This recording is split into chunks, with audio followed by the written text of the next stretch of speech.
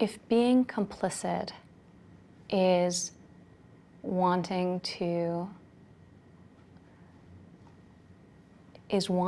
be a force for good and to make a positive impact, then I'm complicit.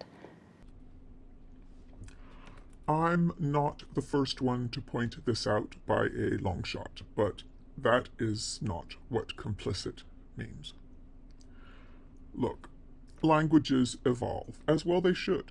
Language is a living thing. It grows and changes, for example, with its times. When was the last time you had need to describe a person as a Gandhi dancer? Would a peasant in Tudor England have known what to do with the word jitterbug? What would you have thought was meant by the term social distancing before you'd lived through the COVID pandemic? But here's the thing. For all the language's plasticity, you can't play fast and loose with words because they are how we communicate with each other, and each one means, at a specific moment in time, a specific thing. And we need words to mean specific things in order to communicate effectively. If, for example, I told an employee that I thought his work was criminal, that he excelled at colluding, and that he was complicit with my goals for the company, he would likely become, rightly, darned alarmed. Unless I was a mob boss, in which case what I'd said would be glowing praise. In common with Ivanka Trump, Meghan Markle has a hard time with the meanings of words. For example, as you'll note in an earlier video that I'll link below, we covered her inability to understand the difference between a gut reaction and a guttural response.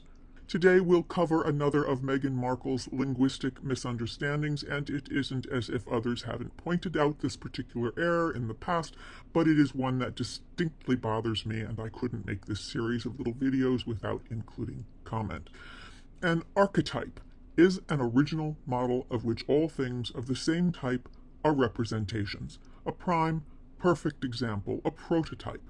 But that's just the simplest explanation of archetype. There's the Platonic concept of pure form, which embodies a thing's most fundamental characteristics. There's a Jungian concept of the collectively inherited unconscious, an image that is universally present in individual psyches.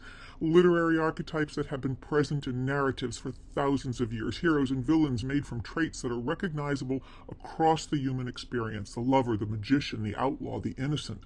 Stereotypes, on the other hand, are standardized or fixed patterns that conform to a commonly held or oversimplified or prejudiced opinion. Diva, Dragon Lady, Bimbo.